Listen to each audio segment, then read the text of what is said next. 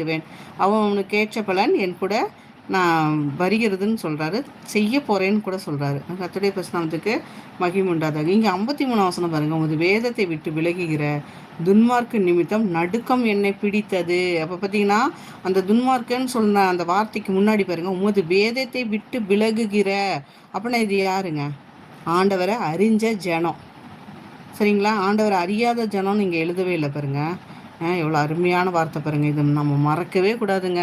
நம்ம உண்மையாலுமே இதை எழுதி நம்ம வீட்டுக்குள்ளே வைக்கணுங்க, கண்டிப்பாக வைக்கணுங்க, சபையில் வைக்கணுங்க. ஏன்னா இந்த வசனங்களை கையில் வச்சுக்கிட்டே அநியாயம் செய்கிறவங்க தான் அதிகமாக இருக்கிறாங்க. அதனால் இந்த சங்கீதம் 119 53 பாருங்கள், உமது வேதத்தை விட்டு விலகுகிற. அப்போ வேதத்தை விட்டு விலகுகிறேன்னா என்ன அர்த்தங்க? வேதத்தை கையில் வச்சுருக்கிறவங்க விலகி இருக்கிறாங்க.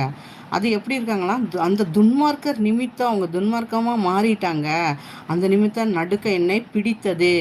ஏன் நடுக்கம் பிடித்தது? அவன் தான் துன்மார்க்கம், அவன் தான் வேதத்திட்டு விளக்குனா என்னை எதுக்கு பிடிக்கணும்? அப்போ பார்த்தீங்கன்னா என்ன ஏன் பிடிக்குதுன்னா, எனக்கு பயமாக இருக்குது. ஏன்னா அவரோட வேதம் உண்மை, அவர் சொல்கிற வாக்கு சத்தியம் எல்லாமே உண்மை, சரிங்களா? நியாய தீர்ப்பு உண்மை, பரலோகம் உண்மை, நரகம் உண்மை, நித்திய நரகம் நித்திய பரலோகம் எல்லாமே உண்மையாக இருக்குது. அப்போ இந்த வேதத்தை கையில் வச்சுக்கிட்டு அவங்க துன்மார்க்கமாக இருக்கும்போது அப்போ பயமாக இருக்கு இல்லைங்களா? ஐயோ இவ்வளோ பயம் இல்லாமல் இருக்காங்களே, இவங்க எங்கே போக போகிறாங்க அப்படின்னு சொல்லி என்ன